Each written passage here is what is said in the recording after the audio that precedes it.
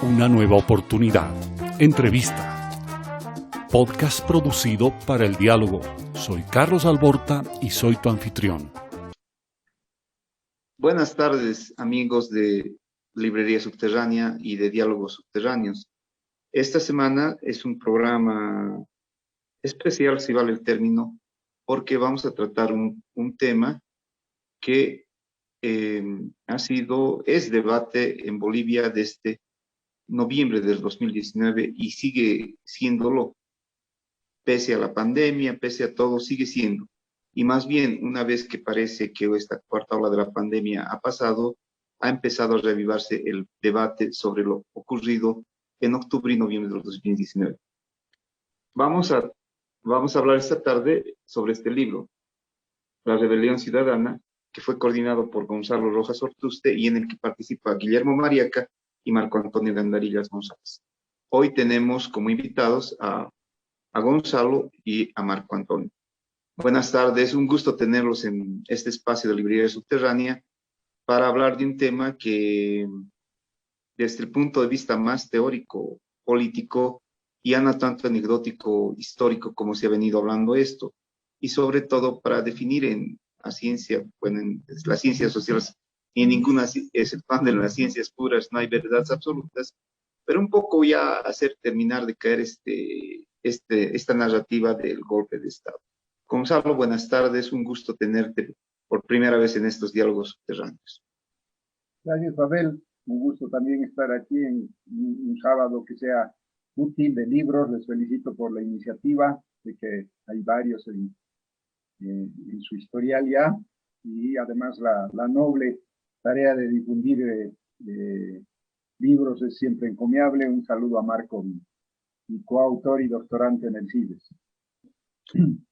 Gonzalo, algo que me llamó la atención y antes de empezar el programa le comentaba a Marco es, tú empiezas la parte de este ensayo de 3 partes, indicando a mi entender que Bolivia desde sus inicios, desde su primera constitución, tiene esa intención de, más que presidencial, ser monárquica, si vale el término, y Evo Morales la llega a interpretar de una manera muy, muy interesante a partir de su ascensión al gobierno en 2006, en enero del 2006. ¿Es así o me equivoco?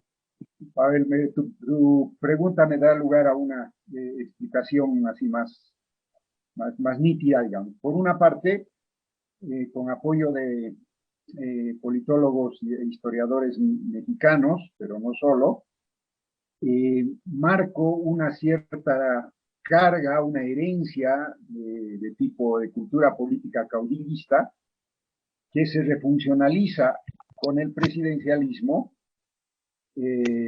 efectivamente en lo que algún profesor, colega, llamó el presidencialismo monárquico, para referirse primero a Porfirio Díaz en México, el presidente que ocupa el último tercio prácticamente del siglo XIX mexicano y llega al XX, y finalmente es defenestrado por la Revolución Mexicana, que reconstituye luego con el PRI, primero con su partido que lo precede, un sistema de presidencialismo imperial, lo va a llamar un autor como Enrique Krauss. Ese mismo tipo de legado tenemos los bolivianos, y efectivamente nuestra primera constitución, pero que estuvo muy poco vigente, la bolivariana, hablaba de presidencia vitalicia. Pronto se cambia eso, e incluso en los 30, y señalo ahí los artículos pertinentes, más bien se va a castigar con traición a la patria y destitución inmediata de facto a aquellos que se intentaran prorrogar. O sea, si hubiera estado vigente esos par de artículos de nuestra Constitución de 1839, la ruptura del orden constitucional que hace Evo Morales nítidamente con el 21F, vulnerando al 21F, pero incluso antes, ya con su tercer periodo, el que inicia en 2014, hubiera sido ipso facto, dice la Constitución del 39 del siglo XIX, traidor a la patria y desconocido en cualquier tipo de mandato, ¿no? Y lo señalo porque lo que ha hecho Morales es inédito en la historia de la democracia mundial. Ningún presidente que yo sepa, en condiciones de democracia, se ha estornudado en un mandato de referéndum que le dice explícitamente no va, que es lo que hicimos el 21F. Y sin embargo lo han hecho y se han inventado esa idiotez del derecho humano, ¿no? Que parece más bien una tomadura de pelo por derecho divino. Entonces es esa doble tensión que estoy marcando. Por un lado, un intento temprano, estamos hablando de los primeros años de nuestra independencia, de limitar definitivamente la permanencia en la presidencia, pero el peso enorme de nuestra tradición caudillista que encuentra en el presidencialismo, que es una forma de readaptación secular del poder político del derecho divino de los reyes, a una permanencia. Y por eso una cosa que no está en el libro, pero está en una propuesta posterior que estamos difundiendo con el CIEF, digo que tenemos que modificar nuestro presidencialismo por un tipo de semipresidencialismo, pero eso no está en el libro, eso es parte de una reflexión a la que da lugar la reflexión más teórica que está al inicio del ensayo. Marco, tú destacas en el libro el tema de que se empezó los movimientos sociales empezaron a reorganizarse después, en un momento, digamos, de inflexión del MAS, que es septiembre del 2011, cuando se da la represión a los marchantes, a la marcha indígena de Tierras Bajas. ¿Cuándo, en qué momento empieza a expandirse más? Tal vez el 21F, o hay más antecedentes de que esto llegue al urbano, a correr la base urbana del MAS. Muchas gracias, Pavel, por la invitación. Comparto las palabras de Gonzalo, que siempre muy bienvenido a un espacio de este tipo, en un contexto como el nuestro, que no aprecia muchísimo la producción académica e intelectual, tener la oportunidad de discutir una producción como la nuestra. Para ir al grano de tu pregunta, yo creo que hay varios antecedentes que confluyen. Al final, lo que vamos a ver en 2019, creo que es la hipótesis más grande detrás de todo el texto, es que no son hechos aislados, ni llegan a ser solo actos sectoriales por demandas o pedidos específicos sectorializados. Creo que lo que llegamos a ver con el movimiento ciudadano del 2019, que termina en la caída y salida del poder de Evo Morales y su gobierno, al final termina siendo la confluencia de un montón de sectores y un montón de preocupaciones respecto a la erosión democrática. Creo que particularmente el ámbito en el que yo trabajo, el texto que tenemos en este libro, habla de una de las vertientes importantes de la erosión democrática, que tiene que ver con las principales decisiones que va tomando Morales y su gobierno desde el año 2006. Ellos entran con toda una retórica de cambio, de renovación, de actualización de las formas de relacionamiento entre la sociedad civil y el Estado, y al final terminan imponiendo, primero, un modelo económico bastante convencional, digo, ortodoxo, enraizado en la extracción masiva de recursos naturales y básicamente se transforma en un Estado que alienta un crecimiento inédito hasta este momento en nuestra historia de extracción y exportación masiva de recursos naturales. Y junto con esto, de forma paralela, alientan un modelo de inversión pública que no tuvimos desde los años 70 de la dictadura de Banzer, otra vez enfocada en unos cuantos sectores. Pero ¿a qué me voy con la cuestión de la erosión democrática?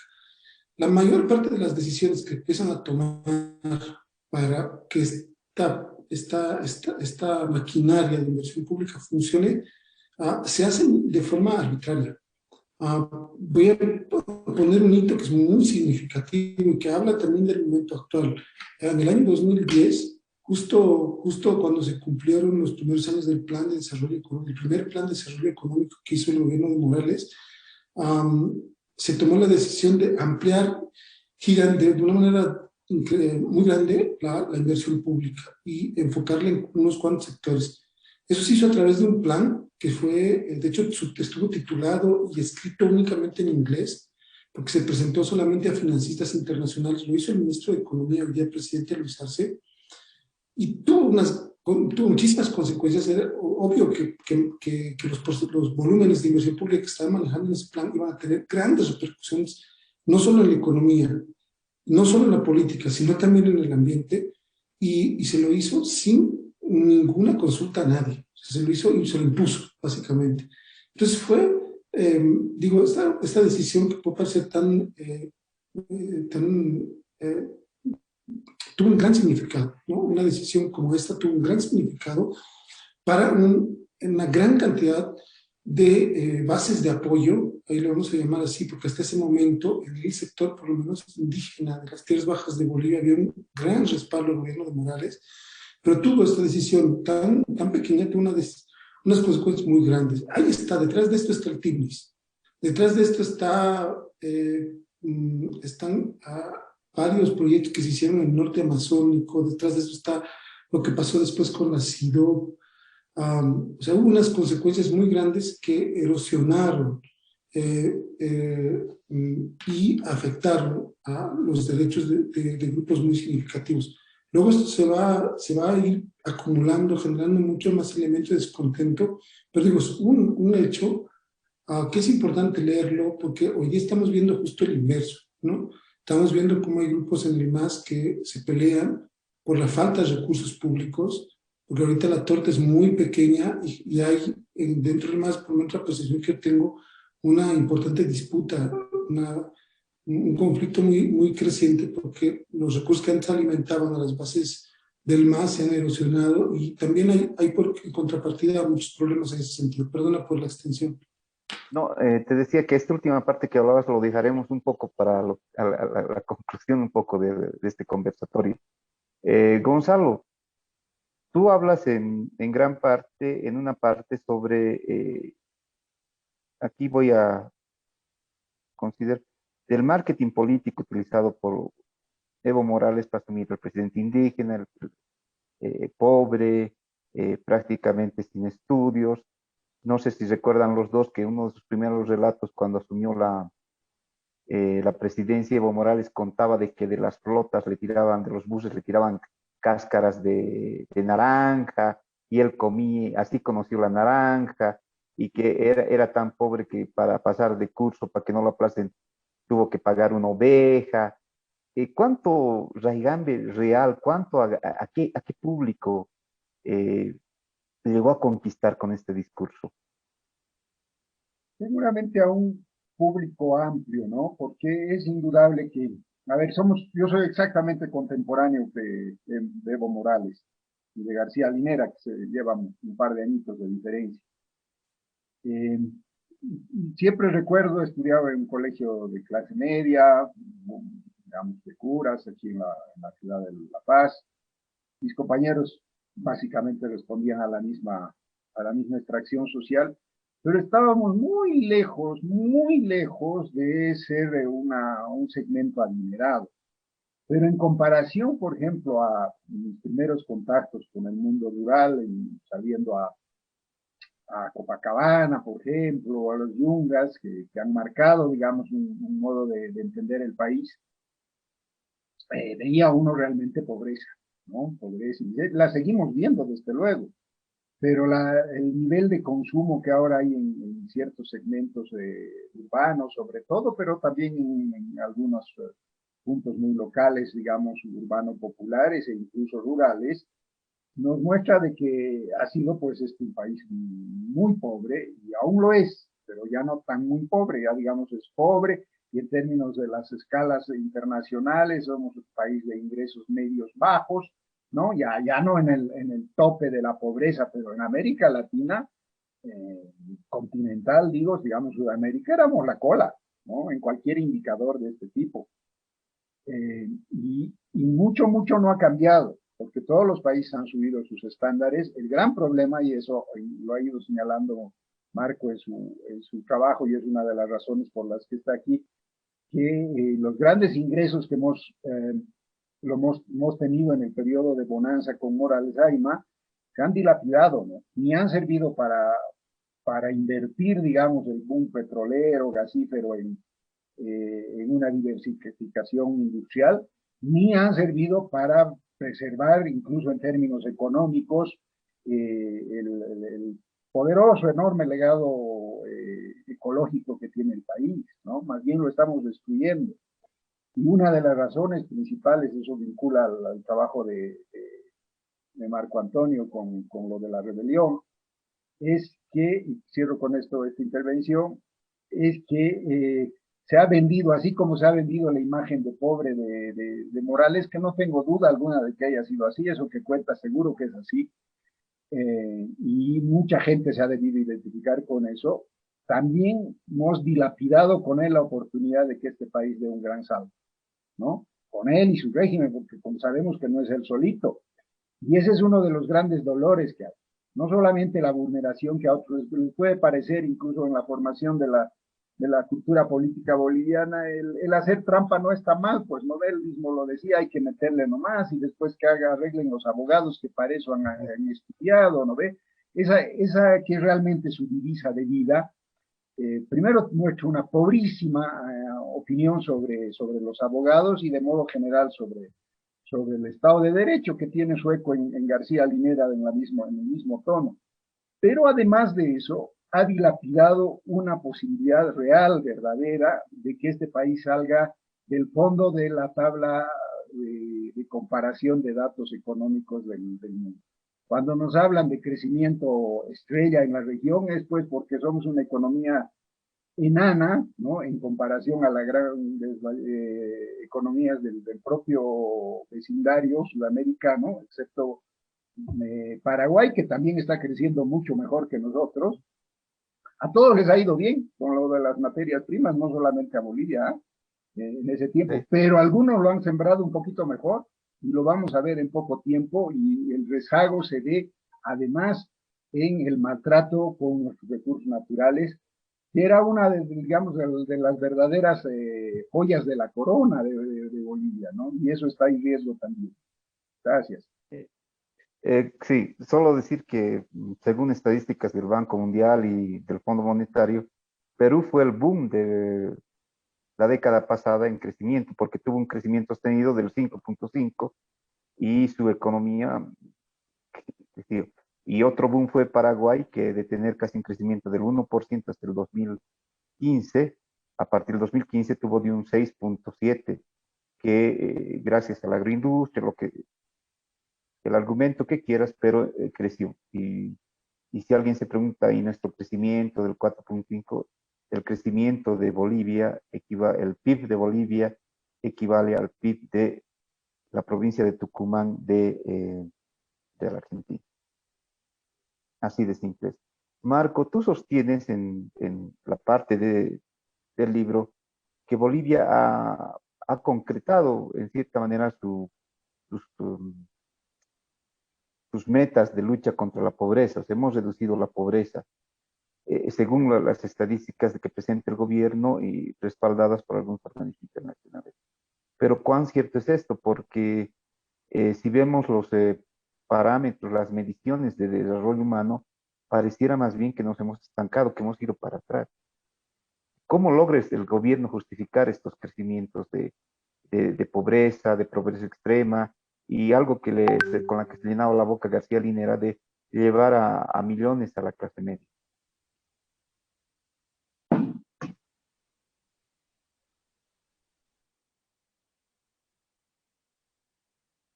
Hola, perdona.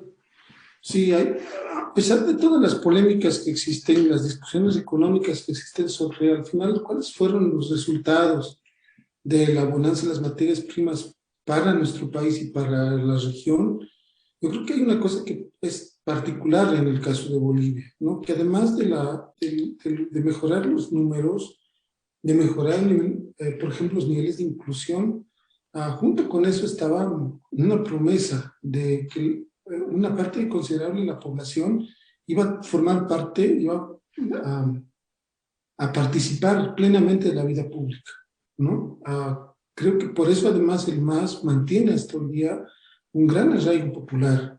no es casual esto, porque hay todavía este anhelo, este deseo, una buena parte de nuestra sociedad de formar parte, tomar parte de las decisiones que le importan, de las decisiones que hacen a su vida. Y ahí es donde yo pongo justamente una gran pregunta, ¿no?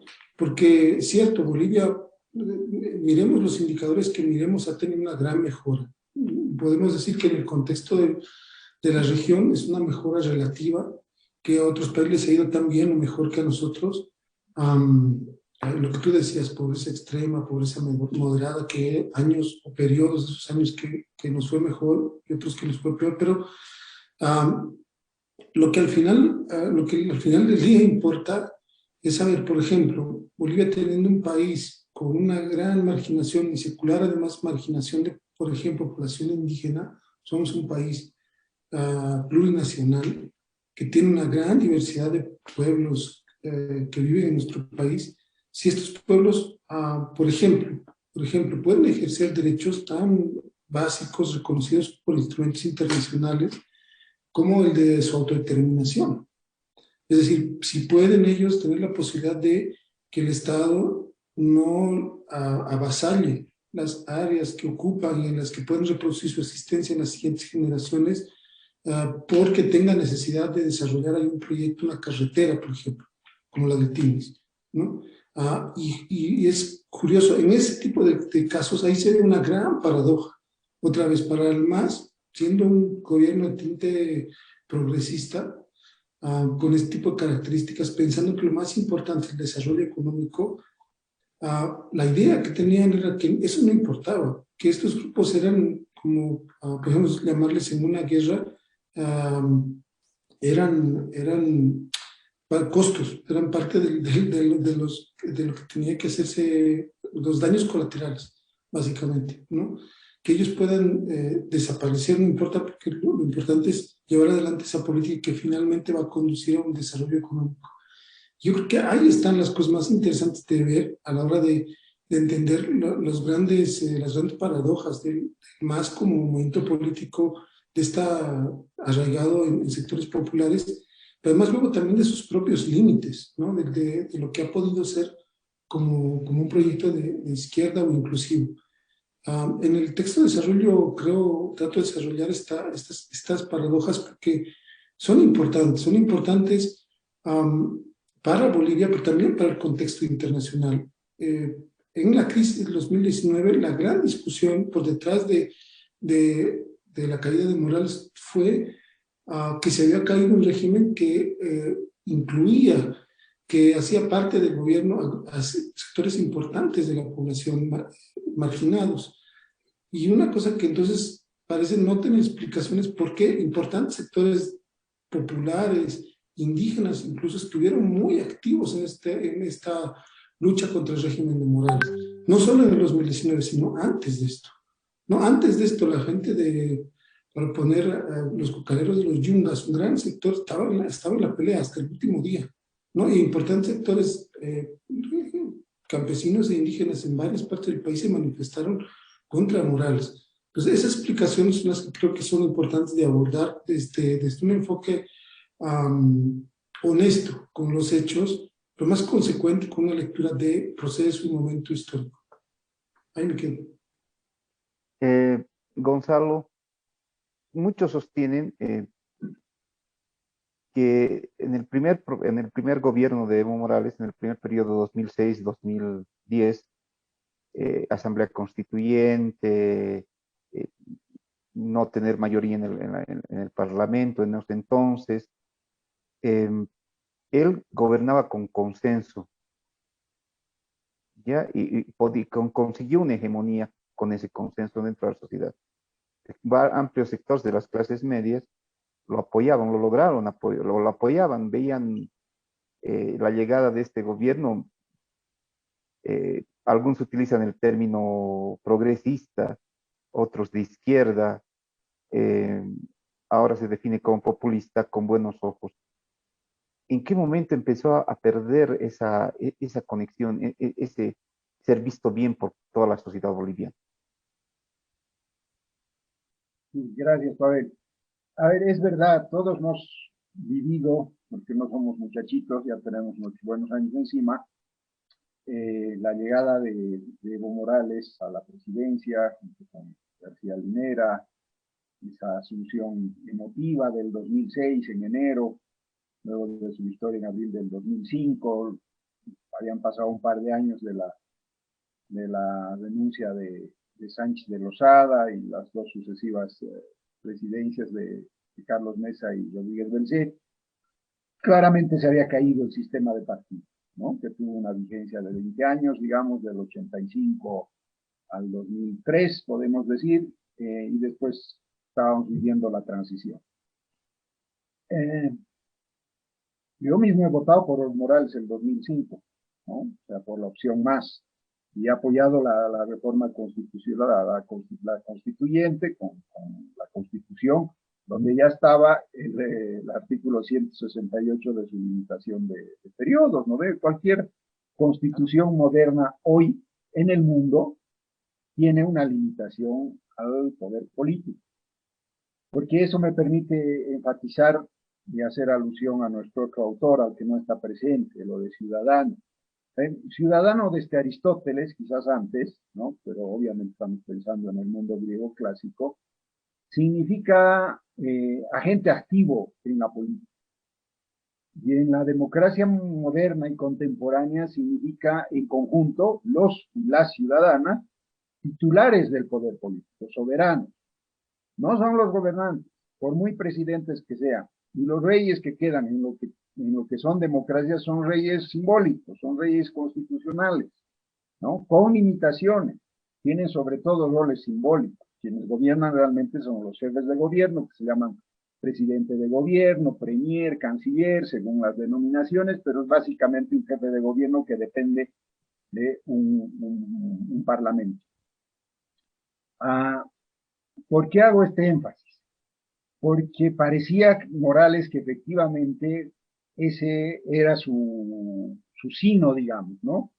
Reconstituir un nuevo sistema político, y digo reconstituir porque estábamos en democracia, pero con un énfasis que alguna vez se hizo eco de la expresión del subcomandante Marcos, ¿no es cierto?, del mexicano del ejército zapatista, de gobernar escuchando, obedeciendo a la gente, no es escuchando, es obedeciendo. En realidad, esa es la idea de mandatario. Cuando decimos mandatario, el común de la gente entiende que es el mandante, el que manda. No, es el que recibe mandato. ¿Mandato de quién? Del pueblo. Del pueblo que concurre a las urnas y da un mandato. Y luego hay un conjunto de normas por las cuales ese mandato tiene que cumplirse dentro de la realidad política que siempre es cambiante. Ahora, tu pregunta es, ¿en qué momento se quiebra? Yo creo que es una sucesión de momentos, ¿no? Empieza, por ejemplo, una cosa que a mí me preocupó enormemente y lo tengo escrito en umbrales del CIDES, es cuando ejecutan a los así denominados terroristas en el Hotel de las Américas en Santa Cruz. Yo estoy convencido, porque he seguido con detalle todas las investigaciones que se han hecho al respecto, incluido de una comisión parlamentaria del Congreso, que no eran Boy Scouts, ¿no? Que no eran unos buenos muchachos que solamente habían venido a hacer cine. Creo que tenían algo más de propósito. Pero lo que ha habido ahí es una ejecución sumaria, y así está siendo tratado por el Estado irlandés con uno de sus, en relación al asesinato de uno de sus súbditos. O sea, ojo, estoy diciendo, incluso cuando se vulnera desde la sociedad civil o desde los segmentos organizados políticamente, conspiran contra un Estado de Derecho, el gobierno constituido legal y legítimamente tiene la obligación de responder con el Estado de Derecho. No tiene derecho a ser criminal el gobierno, aún atenazado bajo presión, bajo intentos de sublevación. Ahí eran muy limitadas sus posibilidades, en fin, pero ahí empezó con una transgresión muy fuerte de la cual se enorgulleció el propio Evo Morales en una reunión del ALBA ahí en La Habana, ¿no? Diciendo que él había ordenado esa intervención policíaca. Otro dato cortísimo que para mí fue decisivo es el Tibnis, ¿no? Chaparina. Aunque no hubieron muertos, ya estamos en 2011, eh, el, eh, el celo represivo contra esa movilización absolutamente pacífica, absolutamente testimonial, sacrificial, ya mostraba una muy mala orientación del reto. Como no soy jovencito, a mí me ha tocado ver en persona el recibimiento de Paz Zamora, que no es santo de mi devoción, a la primera marcha por la dignidad y el territorio, el 1989, 90. 89, 90. El encuentro en Caranavi. Antes, no, después, aquí en la La cumbre. Paz. En la cumbre. Yo he estado ahí presente con Javier Albó y gente de CICA trabajaba ahí. Y fue impresionante, lo recibió como lo que tiene que hacer un presidente, como hermanos bolivianos, vamos a escuchar los demandas, y lo hizo. Ahí se prefiguró lo que después hemos llamado TCOs, ¿no? Sí. Un tipo como él, que parecía que había traicionado las banderas de izquierda, era un tipo mucho más receptivo a una demanda ciudadana auténtica de los más excluidos de este país. Y el supuesto gobierno encabezado por el indígena pobrecito del que hemos hablado hace rato, ¿no? De la infancia casi miserable, ¿no? Es incapaz de tratarlos como a sus hermanos, a estos que estaban demandando en Chaparina, donde los interceptaron y los cortaron, de donde fue cómplice el actual vicepresidente, ¿no? De hecho, Quehuanca, que fue a tratar de dialogar y después lo declararon secuestrado y fue el motivo para esa intervención militar. Fue una sucesión, la que es definitiva, la que no tiene perdón, ¿no? Y por eso aquí en el libro hablo de delito de lesa democracia, con eso cierro esta intervención, es el 21F. El 21F significa yo me estornudo en ustedes, ciudadanos y ciudadanas bolivianas, ¿no? Y como ha dicho García Linera con un cinismo infinito, ¿no? No vamos a someter al proceso, no lo vamos a poner en riesgo por la letra muerta de la ley. Para él la Constitución y sus límites, que es lo central de una Constitución democrática, es la letra muerta de la ley. ¿Qué más confesión de parte de que se estornudan en el Estado de Derecho? Gracias. Marco, un poco nos quedamos en el 21F. A partir de eso se empiezan a generar diferentes, si podríamos utilizar el término, campos de batalla y derrotas del MAS. ¿Cómo va creciendo esto? Porque si vemos la narrativa del golpe del masismo sobre el 2019, pareciera que ha sido algo espontáneo. O sea, de pronto aparecieron la gente, aparecieron los militares, los policías, como si no hubiera habido todo proceso social tiene pues acumulaciones que se van dando. ¿Qué sigue después del 21F de 2016? Bueno, yo en mi análisis lo toco en el texto, pero también hay otras cosas que escribí y reflexioné en todo ese periodo. Yo creo que lo que terminamos viendo después del 21F es la implementación simultánea, pero muy agresiva, de dos políticas que ya estaban muy marcadas hasta ese momento, de relacionamiento del Estado, particularmente el aparato partidario del MAS con las organizaciones de sociedad civil, y estas desde grupos como la COP hasta organizaciones de pueblos indígenas. Estaba muy marcada la manera en la que el MAS se relacionaba con estas organizaciones. El primero de estos mecanismos, que no lo trato mucho en el trabajo, aunque sí en otros, es el prebendal. Sí, el MAS lo que puso en marcha desde el 2016, así como veíamos con una maquinaria machucando a los opositores sociales, políticos, que hoy día también es parte de lo que vemos, pero desplegó esta maquinaria, la que desplegó con mucha efectividad fue la maquinaria de prebendal. Es decir, para eso tenía una serie de programas que hacían de programas promotores del prebendalismo de organizaciones y líderes sociales, ¿no?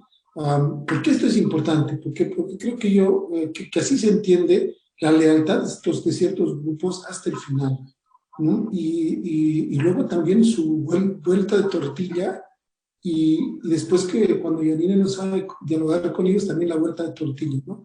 El MAS estableció mecanismos, los primeros, para lo que recordemos, fue el llamado programa de Bocumple, que era un programa en realidad financiado con recursos venezolanos. Esto tampoco fue una invención de acá, esto fue una importación, una estrategia de control social que vino de otros regímenes, incluso autoritarios de la región, como el venezolano, pero luego se extendió y diversificó y se transformó en una forma de relacionamiento que, que es medular en el MAS, ¿no? Si tú eres del MAS, tú tienes que recibir recompensa. Estoy hablando en términos sociales. Y si eres un dirigente efectivo, tienes que llevar recompensas también a tus grupos sociales. En algún momento escribí incluso sobre cómo eso generaba, yo lo veía muy de cerca, trabajando con grupos sociales, una pedagogía de disciplinamiento social, ¿no? De alineamientos. Tenemos que estar con el MAS porque con el MAS obtenemos cosas, canchas, beneficios, obras, etcétera, etcétera. Y creo que es muy importante entender esto porque en la violencia que se desató desde el año 2016, porque fueron diferentes momentos de violencia, los grupos que generaban la violencia, ojo, esto rompió un poco el arquetipo de nuestras formas de represión de la protesta social, no fueron policiales o militares, fueron grupos paraestatales. Entonces, estos grupos que el MAS pagaba, que el MAS que estaban alineados con el MAS, se constituyeron en grupos represores de otros grupos sociales disidentes o contrarios o críticos, ¿no? Y esto empezó a funcionar de manera muy pequeña en el interior, ya digo, de grupos sociales. Por ejemplo, la policía estuvo como en un momento de la toma de Sidó o del CONAMAC. Los que actuaron como fuerzas represivas ahí fueron otros líderes, muchos de ellos corruptos, involucrados en casos tan graves como el Fondió, pero que actuaron como las fuerzas represivas. Entonces, esto creo que tiene mucho que ver con cómo se fue desarrollando post-21F. O sea, mientras el movimiento ciudadano iba reclamando de forma pacífica, se hacía mucho la burla de las pititas, ¿no? Por el lado del MAS, sus movilizaciones tendían a tener unas características fuertemente violentas, algunas veces incluso armadas, y de confrontación social, de poner a otros grupos sociales frente, a poner transportistas con vecinos, por ponerlo muy claramente en el caso de la Ciudad de La Paz, por ejemplo, en la zona sur. Pero fue una cosa muy importante entender que de dónde vino, qué consecuencias tuvo luego, ¿no? Yo las vi en sus gérmenes cuando tomaron la CONAMAC en 2013, ¿no? Cuando tomaron la CONAMAC, lo hicieron unos dirigentes corruptos, unos dirigentes que estaban implicados en casos bien grandes de corrupción de esa organización social y que además eran ilegítimos. La única legitimidad que tenían era que hay autoridades desde arriba poniéndoles el dedo para que ellos sean porque eran los más, vamos a decir los términos que se conoce más la gente, los más yuncos, los más serviles, ¿no? Pero creo por eso es importantísimo entender cómo funcionan estos mecanismos de relacionamiento entre el Estado, en este momento el aparato partidario del MAS y grupos sociales, ¿no? Porque digo, este mecanismo de control social preliminar fue muy poderoso y lo hemos visto desplegarse muy fuertemente en las jornadas del 2019. O sea, ahí la mayor parte de los hechos de violencia,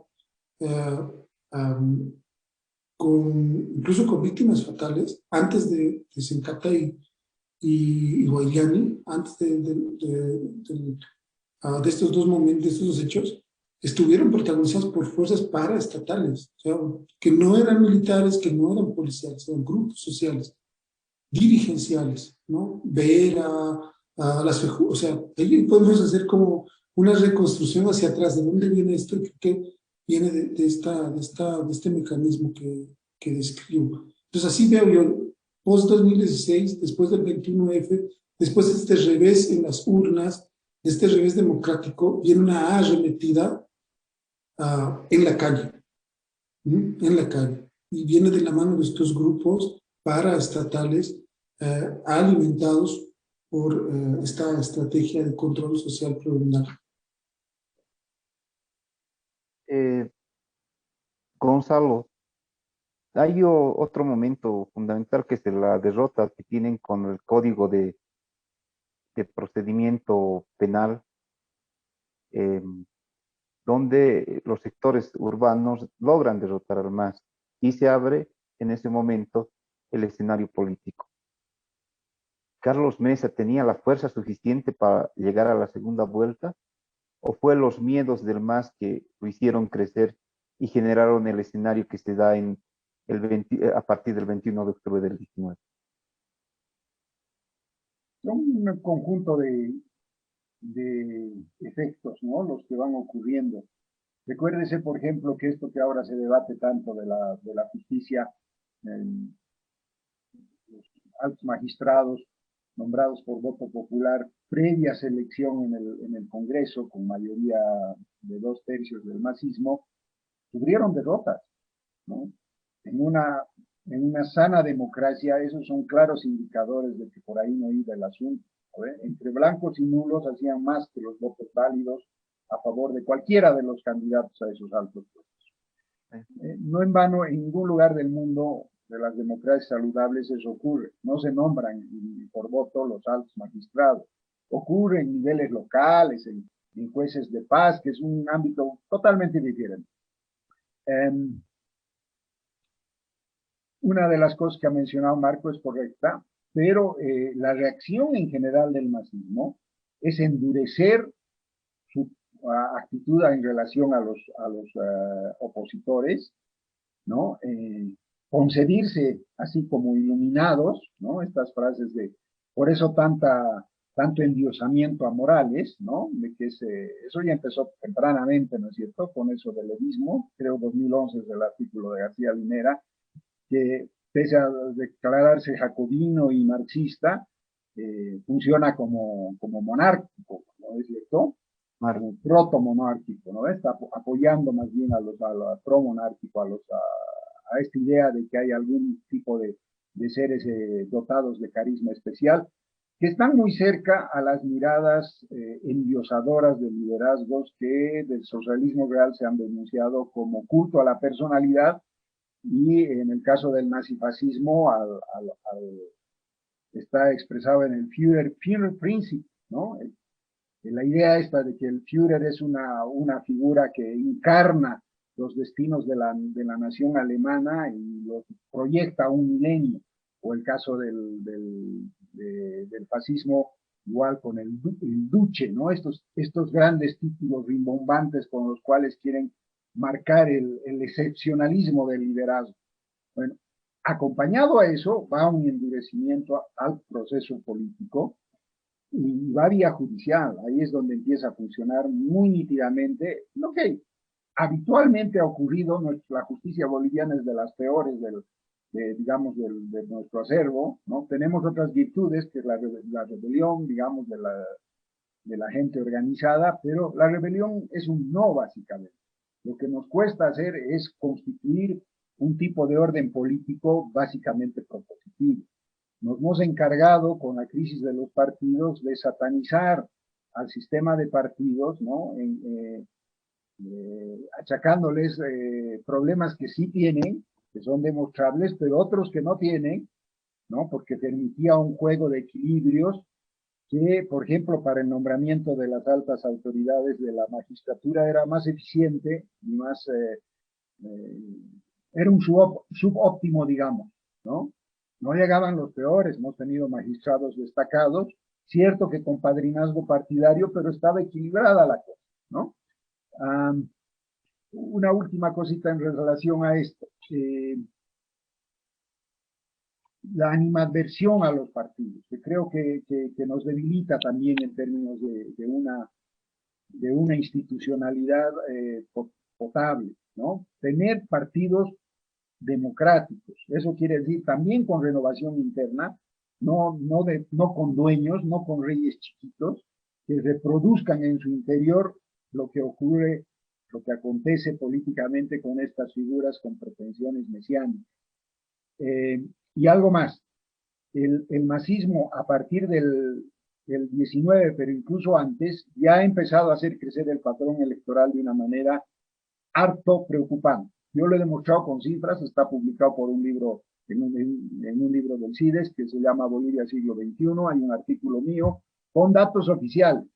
Lo mismo que recientemente ha hecho Carlos Bert con datos a nivel municipal. Yo trabajo ahí con nivel departamental y el padrón exterior.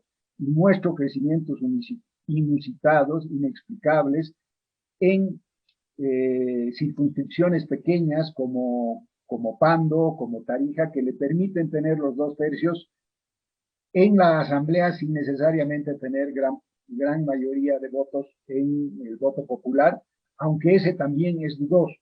Como finalmente en el 2019 ha habido fraude fuera de cualquier duda. Cuando los masistas dicen no hay una sola prueba del asunto, es de un cinismo realmente escalofriante, porque hay abundantísimas pruebas de fraude en todo tipo. Desde el padrón, que es de lo que yo puedo dar fe, porque lo he demostrado con números oficiales, crecimientos inexplicables, que no son sorprendentes en la ciencia política.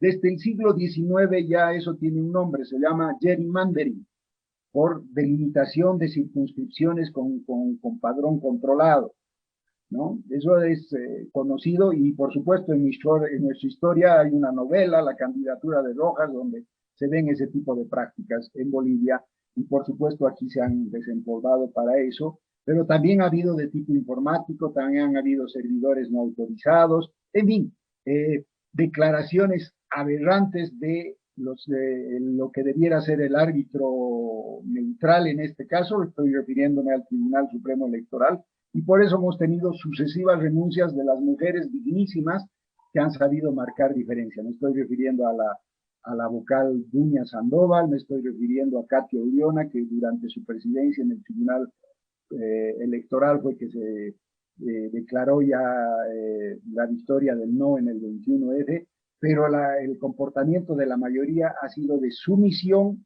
al poder político.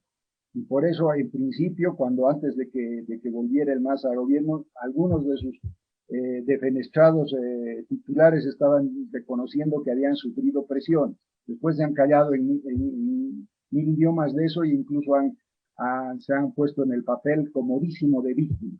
Pero tienen responsabilidad en el fraude del 2019 y probablemente a menor escala en eventos electorales previos. Marco, ¿cómo se organiza, cómo se genera el tejido social que empieza a moverse a partir del 21 de octubre? Jóvenes, sectores que supuestamente urbanos que apoyaban al MAS, empiezan a salir a reclamar su voto. Hasta sectores, reitero, claramente masistas, aparte de los que había sumado con los cocaleros de los yungas, pero hay otros sectores que se empiezan a sumar. Aquí excluyo, y siempre creo que se debe excluir, y discúlpenme si me equivoco, a los cooperativistas, que son en sí mismos solo son un grupo de interés que se acomoda donde puede y cuando puede, ¿no? Sí, coincido contigo. Yo, una cosa que en ese momento, en el momento del 2019, todavía trabajaba en un centro de información y todavía tenía la capacidad de mirar casi y muy ampliamente casi todos los medios de comunicación que habían en el país en ese momento. Yo no tengo antecedentes de otro movimiento ciudadano tan geográficamente hablando, tan amplio. Hubieron movilizaciones en el norte del país, en el este del país, en el oeste, o sea, prácticamente todas las grandes ciudades del país y muchas de las ciudades intermedias importantes, incluso en varias fronterizas. Entonces, hay una desmitificación que es necesario hacer sobre el movimiento del 21F y el momento en el que cae Morales, que creo que tiene que ver con esto, con reconocer la gran diversidad de actores. Por supuesto, hay un protagonismo de ciertos lugares, sobre todo porque estuvo muy marcado por la violencia, ¿no? En el eje del país, La Paz, Santa Cruz, Cochabamba, pero las movilizaciones, o sea, las expresiones de descontento en la calle, fueron, otra vez, desde el punto de vista geográfico, muy amplias, muy diversas. Entonces sería muy difícil decir, tenemos aquí un movimiento compuesto por X que tiene tales características, ¿no? Una cosa que ha hecho o que ha tratado el MAS con su relato del golpe es de transformar a un movimiento tan diverso, tan heterogéneo, tan complejo en sí mismo, tratar de reducirlo a clases medias, urbanas, racistas, etcétera, etcétera, ¿no? O sea, tratar de estigmatizarlo con una reducción a unos cuantos grupos. Pienso que con honestidad intelectual hay que reconocer que fue un movimiento inmenso, que más fue un movimiento pacífico. Una de las características principales del movimiento 21F fue que aún en los momentos de mayor violencia no respondió elevando el nivel de la violencia, ¿no? Por ejemplo, yo seguí muy de cerca por mi trabajo en ese momento con temas de derechos humanos, de los hechos de violencia en Cochabamba, donde las cosas escalaron a enfrentamientos civiles muy fuertes, como el que se dio en Guayani o como el que se dio en Vinto, que fue muy célebre porque se tomó, se apresó a la alcaldesa de ese municipio. Y sin embargo, ahí la conflictividad no escaló. O sea, vimos imágenes terribles de gente que perdió miembros por uso de dinamitas, jóvenes que fueron apaleados hasta la muerte, pero el conflicto no escaló. Socialmente hablando, no hubo un momento en el que se transformó eso de un conflicto civil, de enfrentamiento a una guerra o un enfrentamiento con armas de fuego. Y eso tiene una explicación también en el movimiento 21F. Y por eso también hay una cosa interesante que mirar de cara a los hechos posteriores, y es que fue un movimiento pacífico. O sea, independientemente de escaramuzas, o sea, fue un movimiento que no pasó el límite, no provocó violencia. Lo contrario se puede decir de la resistencia del MAS a dejar el poder. Una resistencia muy violenta, no por nada la noche o los días de los cristales rotos, estos en los que se quemaron casi todos, fue su sello, el terror, aterrorizar a grupos, a sectores, a personas, fue más o menos la marca con la que caracterizaron o con la que quisieron tener sus acciones políticas en la calle, los molotovs, etc. Pienso ahora mirándolo con perspectiva que eso es lo que hace también tan interesante el debate sobre democracia, porque al final todo se dirimió a las urnas. Al final tuvimos que saldar el conflicto no con violencia, sino con una elección.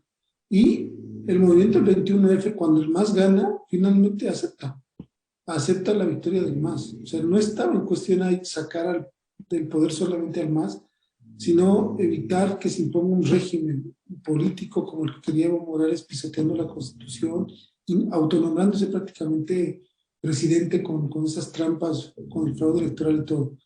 Entonces estamos en otro momento, en un momento que es democrático, ¿no? Con un gobierno que es democrático, independientemente del gusto que tengamos por él, pero que es nacido, que es producto de una rebelión ciudadana democrática, ¿no? Entonces, creo que eso es lo interesante ahora y el legado más importante también del movimiento ciudadano del 21F, ¿no? Al final logra su cometido, independientemente de que nos guste el resultado, pero el cometido final es que estamos en un régimen democrático, nos hemos mantenido en un régimen democrático y no hemos retrocedido hacia el régimen que se pretendía que era un régimen no democrático. Gracias, Marco. Gonzalo, me nacen dos preguntas. Tú en la parte final de tu ensayo dices que la gestión de Áñez ha sido una muestra de que se puede manejar, digamos, de conocer la libertad y después luchar por ella. Y aquí va la primera. ¿Tú crees que la mala, pésima administración del gobierno Áñez ha sido uno de los factores que apoyan a que el MAS en octubre del 2021, perdón, del 2020 gane las elecciones? Y dos, a partir de 2019, ¿crees que las contradicciones y cada vez más notorios enfrentamientos, ahí nace las rupturas al interior del MAS? Sí, a ver, en relación al gobierno de la señora Áñez, yo no tengo una apreciación positiva como desempeño, pero su llegada la defiendo a ultranza, ¿eh? Era la posibilidad de que mantengamos un hilo constitucional con ciertos problemas, por supuesto. Estábamos viviendo la crisis más profunda de la democracia desde el 82, ¿no? Ni siquiera el periodo del UDP ha tenido ese tipo de gravedad, de virulencia, porque el masismo, lo ha dicho de manera suave Marco Antonio, tiene una tentación violentista muy fuerte, muy marcada. Hipócritamente hablan ser de cultura de la paz, pero su comportamiento no tiene nada que ver con eso. Es el lado más confrontacional de la cultura política boliviana. Y no es casual de que encaja con lo que llamamos populismo autoritario, ¿no? Esta idea que la encontramos en el peronismo, que la encontramos en el priismo, si no estás conmigo, estás contra mí, y así te va a ir, ¿no? Esa es la lógica del relacionamiento con sus oponentes, con sus rivales, incluso podríamos decir con sus enemigos. Creo que ha habido momentos durante el actual gobierno, encabezado por Arce Catacora, por lo menos formalmente, de cuasi nazificación de elementos del masismo. ¿Ah? Estoy muy consciente de lo que estoy diciendo, porque tengo los estudios y la formación como para identificar esos lazos, ¿no? Esta idea de Gonzalo, sí. Gonzalo, perdón que te corte, pero ¿no crees que un poco Arce Catacora empieza como jugando una máquina del tiempo, como si fuera el más del 2017 o tal vez del 2015? ¿Por eso empieza a utilizar esas lógicas? O peor, él a rato se siente como si estaría inaugurando el proceso de cambio, cuando en términos de adhesión moral, yo creo que está herido de muerte. Lo que no quiere decir que el MAS desaparece del escenario, ¿ah? Son cosas diferentes. Una cosa es ese proyecto que en 2006 nos enamoró y que todos nos emocionamos con las lágrimas de Morales Aymas de seguir la banda y la presidencial, en fin, y que creíamos que se abría un momento de cosechar la acumulación democrática. Tú has hablado bien de acumulación de los procesos, sí. Ya habíamos acumulado ahí un conjunto de reivindicaciones democráticas, pero también un camino que era por la vía del Estado plurinacional, de esta idea de campo a la diversidad, en fin. Todo eso se ha ido al bombo. Ahora es hueco. Todo eso suena mal. Y claro, el gobierno de la señora Áñez fue la continuidad, pero un dato que no lo han reconocido los masistas, porque si algo les caracteriza, por lo menos a las voces más altisonantes, es la falta de honestidad intelectual. Cuando le hemos escuchado hablar en su discurso inaugural al presidente actual, no ha mencionado la palabra pandemia, que es lo que marca la caída y el caos de la presidencia de la señora Áñez. Sin pandemia, por ahí hacía las elecciones en el tiempo convenido, 3 meses, se iba y quedaba como una figura salvadora, estupenda, además femenina, además de Oriente, estaba todo lindo para eso, pero como tuvo que administrar una crisis de escala planetaria en un país sin los medios para ello, uno de los descuidos más evidentes del masismo ha sido el ámbito de salud, y yo diría también el de educación, y conozco eso por sus resultados en los estudiantes de posgrado, sobre todo los que provienen de orígenes humildes, ¿no? En lo más carenciados hemos sido golpeados. Entonces eso tiene que ver con la cosa. Ha habido corrupción también, ha habido decisiones equivocadas, nunca debía de haber sido candidata presidencial, ni siquiera propuesta, al final no estuvo en la papeleta, pero buena parte ha quemado su legitimidad, transitoriedad con eso. Y después el actual gobierno, con una redoblada voluntad de permanencia en el poder, acomode el lugar, se sienten dueños de la verdad, además se sienten o pretenden hacernos creer que son víctimas del golpe de Estado, entre comillas, entre muchas comillas, porque esa es una ficción que Bolivia, especialista, histórica en golpes de Estado, sabemos lo que son los golpes de Estado. No nos cuenten cuentos. Lo que ha dicho Marco Antonio es muy cierto, ha habido una resistencia básicamente pacífica, estupenda y admirablemente pacífica, y por eso hemos querido ponerle ese título a este libro y reivindicar a los jóvenes. Yo he sido muy crítico, soy profesor universitario, como saben, me la paso exigiendo y criticando a los jóvenes mayormente de clase media incluso popular, porque felizmente llegan también esos a la universidad pública.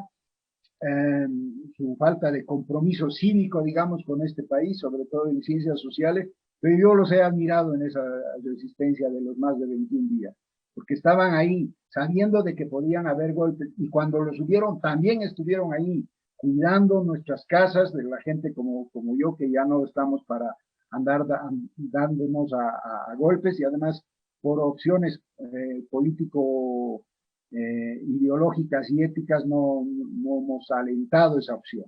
Porque un tiempo en Bolivia hacer política era sinónimo de estar dispuesto a la violencia, ¿no? Y parece que eso en un segmento no ha desaparecido y sigue apareciendo como la manera macha, valiente, entre muchas comillas, de hacer política.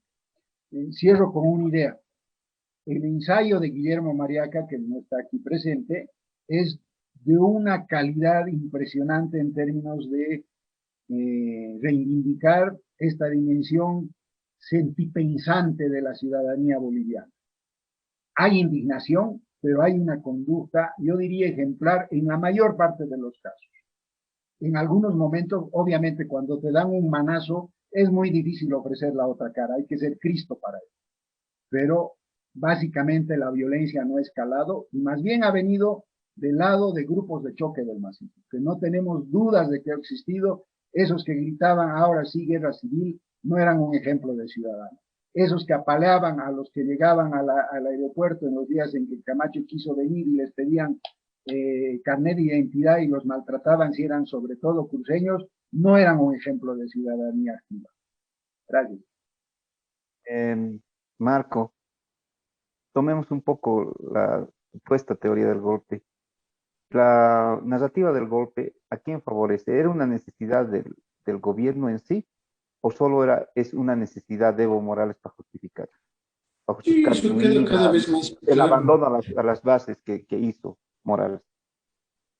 Yo creo que ahora, a un tiempo de distancia de los hechos, yo escribí algo, creo que fue una de las últimas cosas que escribí sobre ese momento de transición entre Arce, el gobierno de Arce, el nuevo gobierno de Arce.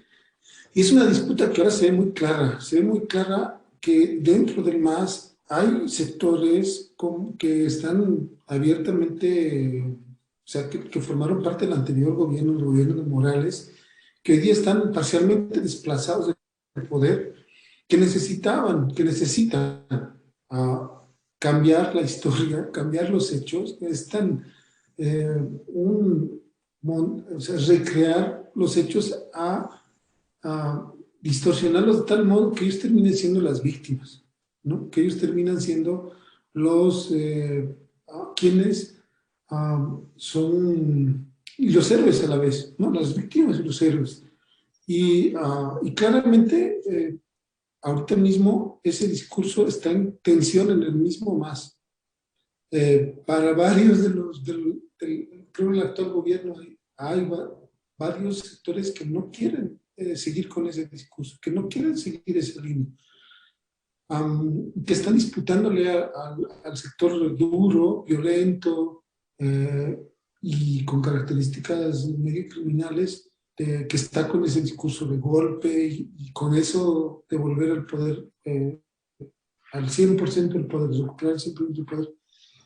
Pero es una narrativa que está perdiendo fuerza en el propio MAS. Es interesante eso. O sea, después de un año de haber desplegado esta narrativa con todos los resultados que vemos, o sea, tiene no sé cuánta gente presa, tiene una estrategia de intimidación permanente a través de esto, de la judicialización política, y aún así pierde fuerza dentro de su grupo. Y ahora sí, dentro del MAS, creo que ya ni el mismo presidente con tanta vehemencia sostiene la cuestión del golpe como el eje principal de su discurso político. Eso es interesante. Yo pienso ahorita, es claro que mientras más se acerquen las elecciones, estas diferencias dentro del MAS se van a ahondar, y no por deseo. No estoy solamente expresando un deseo personal, sino que es claro que hay diferencias entre los grupos del MAS ahorita, algunas no digo irreconciliables, pero muy grandes, ¿no?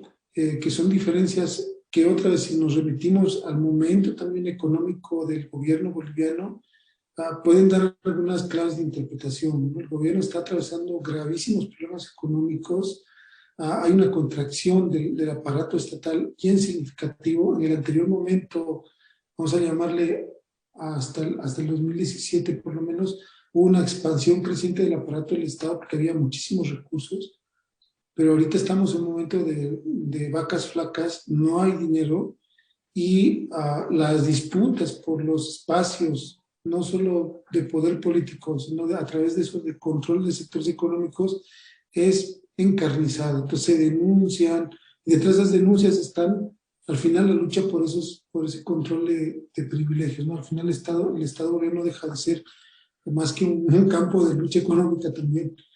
Y yo creo que por eso es interesante lo que estamos viviendo actualmente, ¿no?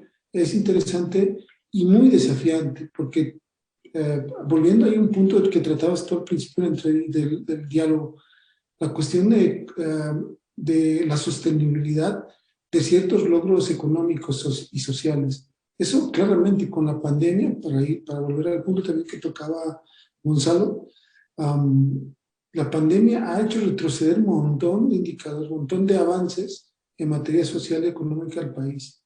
Y ha mostrado la fragilidad de las medidas que se habían tomado. Ya sabemos por la literatura que las políticas monetarias condicionadas, estos bonos, alivian momentáneamente, pero no representan una solución, por ejemplo, sostenible a cuestiones como la pobreza dura, ¿no? Aquellas que tienen que ver con desigualdades más estructurales. Y claramente lo que ha pasado ahora es que un montón bueno, para no decir, usar una palabra de este tipo, buena parte de la población que había mejorado sus condiciones de vida económicas, sociales en el periodo presente, han vuelto a esa situación o peor, no están sin trabajo, sus opciones económicas en el mercado informal están muy debilitadas, etcétera, etcétera. Entonces, ahí creo yo que volvemos a los debates del principio, ¿no? Al final estamos en otro momento, pero en ese otro momento los desafíos siguen siendo básicamente los mismos, ¿no? Tenemos necesidad de discutir la inclusión, de discutir la desigualdad, de discutir también la democracia, ¿no? Porque ningún gobierno va a encontrar una solución por sí mismo, y menos excluyendo a los otros actores políticos con los que más bien tiene que construir programas y alternativas, incluso plantear el diálogo sobre las soluciones concertadas para sus problemas. Y lamentablemente por esta opción revanchista que hay en el gobierno, que está principalmente movida por Morales desde afuera, no se han dado sus canales, no se han tendido sus puentes. Y entonces se ha desaprovechado un montón de tiempo, se ha desaprovechado todo este año en el que otros países han estado discutiendo estos temas principalmente, y hemos estado ahí degenerando aún más el sistema judicial, llevándolo al extremo del extremo, de que sea la maquinaria, la principal maquinaria de represión y castigo a los contrarios. Entonces, y eso le está pasando factura al gobierno. Yo creo que ahorita mismo eso está también mirando se ve claramente, ¿no? Esto no es un gobierno que se reclama del campo popular, pero escasamente ha tenido menos políticas sociales de las que tuvo Yanine Áñez. O sea, ni siquiera el bono del BID ha podido distribuir el gobierno de Arce hasta ahora. Y era una de las promesas que había hecho a la gente para ser presidente. Me quedo ahí, gracias.